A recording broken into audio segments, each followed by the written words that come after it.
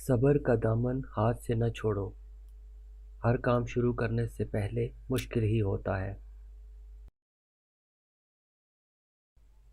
تو نیک ہو اور لوگ تجھے برا کہیں، اس سے بہتر ہے کہ تو برا ہو اور لوگ تجھے نیک کہیں۔ کمزوروں پر رحم نہ کھانے والا طاقتور سے مار کھاتا ہے۔ نصیحت اگرچہ ناخوشگوار ہوتی ہے مگر اس کا انجام خوشگوار ہوتا ہے۔ جو تیرے سامنے اوروں کی برائی کرتا ہے وہ اوروں کے سامنے تیری بھی برائی کرتا ہے۔ موتی اگر کیچڑ میں گر جائے تو موتی ہی رہتا ہے، اور گرد اگر آسمان پر بھی چڑھ جائے تو بھی گرد ہی رہتی ہے۔ رزق کی کمی ہو یا زیادتی، دونوں ہی برائی کی طرف لے جاتی ہے۔ جو شخص بچپن میں تمیز نہیں سیکھتا وہ بڑا ہو کر بھی نہیں سیکھتا۔ مطالعہ غم اور اداسی کا بہترین علاج ہے۔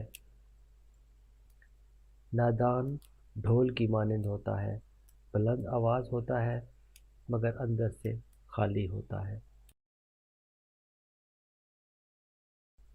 اگر کسی چوپائے پر چند کتابیں لدی ہوں تو اس سے وہ نہ تو محقق ہو جاتا ہے اور نہ دانش مند۔ جس نے علم حاصل کیا اور عمل نہ کیا وہ اس آدمی کی مانند ہے جس نے ہل چلایا مگر بیج نہ بکھیرا۔ جو نصیحت نہیں سنتا اس کا ارادہ ملامت سننے کا ہے۔ بے نمازی کو قرض مت دو، خواہ اس کا منہ فاقہ سے کھلا ہوا ہو، کیونکہ جس کو اللہ کا قرض ادا کرنے کی فکر نہیں اسے تیرے قرض کی فکر بھی نہ ہوگی۔